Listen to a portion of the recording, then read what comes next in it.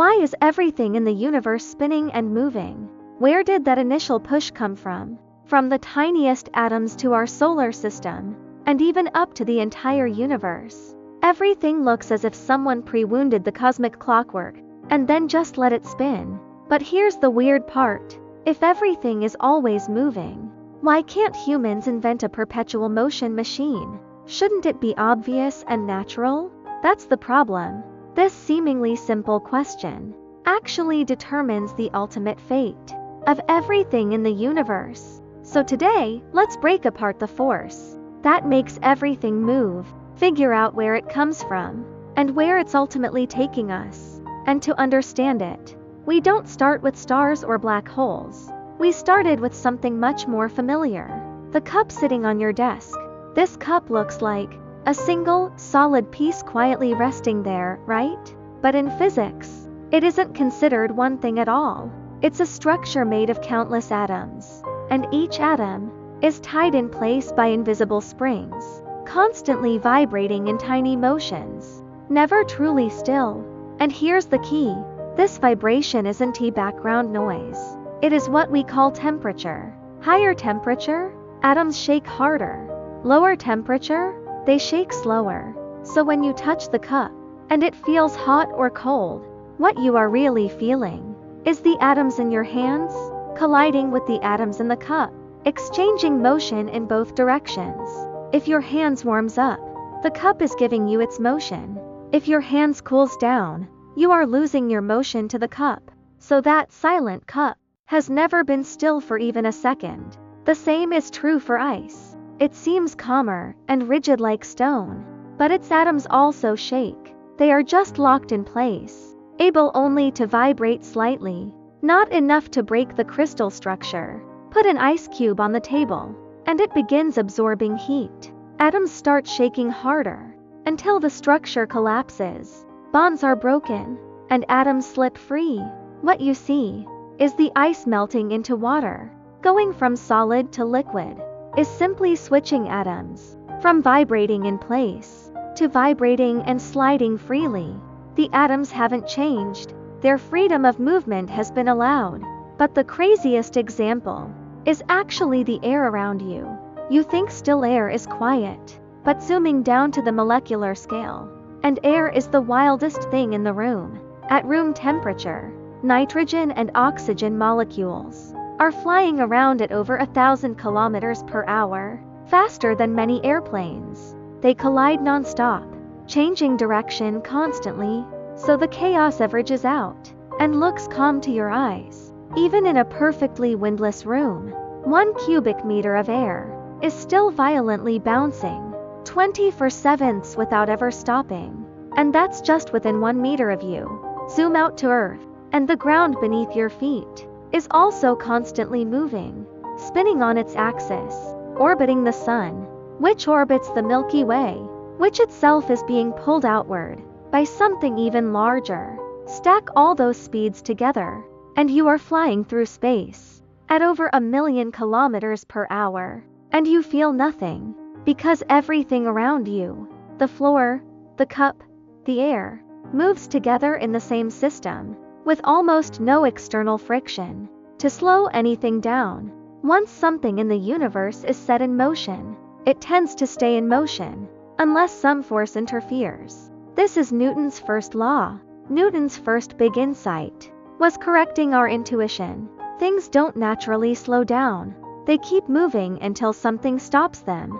Your shopping cart slows, not because it wants to stop, but because of friction and air are constantly putting on the brakes. Remove all that friction, and a light push would send the cart gliding forever, straight to the end of the universe. Newton's second key insight explains what changes motion. Force equals mass times acceleration. Force doesn't start motion. Motion already continues by default. Force only changes how something moves. Push a toy car, and it accelerates easily. Push a truck, and it barely responds. The heavier it is, the more stubborn it becomes. That stubbornness is inertia. In space, inertia rules everything. Planets orbit stars. Stars orbit galactic centers.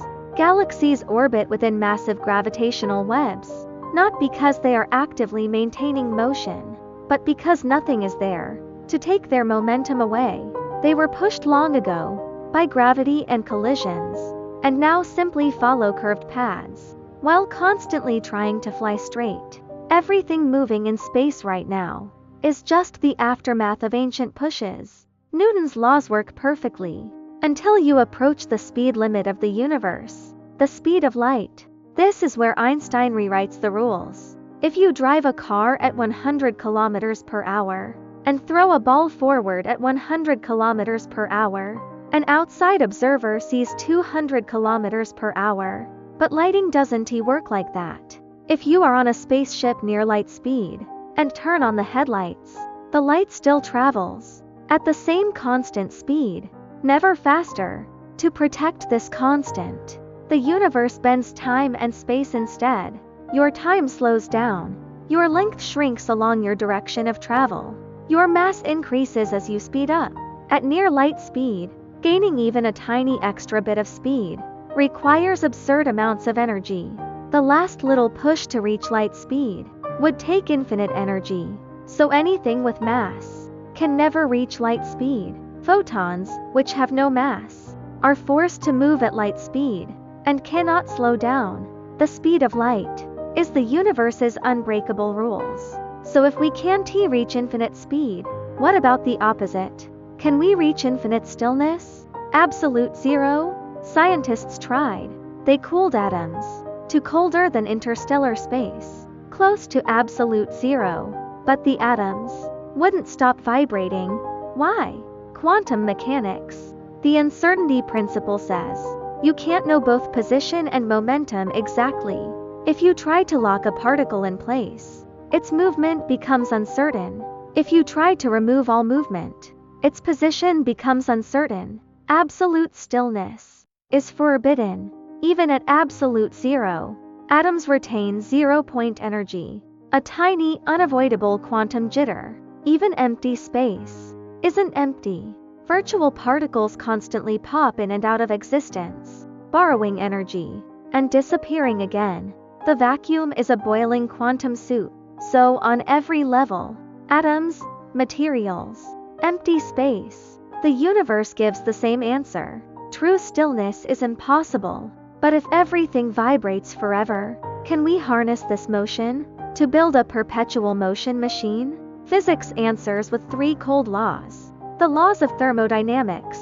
The first law: energy cannot be created or destroyed. So any machine that runs forever while producing energy is impossible. The second law: entropy always increases. Every process leaks some energy as useless heat. No machine can be 100% efficient. No cycle can run forever without degradation. The third law: you can never reach absolute zero in finite steps. Together, these laws kill every dream of perpetual motion. And they also predict the end of the universe. Heat to death. Everything keeps moving, but the differences that make useful work possible slowly vanish. Temperature equalizes. Energy spreads thin. Stars burned out. Structure dissolves. Motion survives. But meaning disappears. Now look again at the cup on your desk, and at yourself sitting here. You and the cup are vibrating internally, bouncing against air molecules, spinning with Earth, orbiting the sun, falling through the Milky Way, all as part of one giant machine that never stops and never can stop. If you occupy a place in the universe, you cannot be still. The only way to stop moving is to no longer exist within the rules. And yet, while everything is forced to move, thermodynamics slowly drains the universe's useful energy. Every useful motion decays into heat. Every star burns into noise. Every structure eventually dissolves.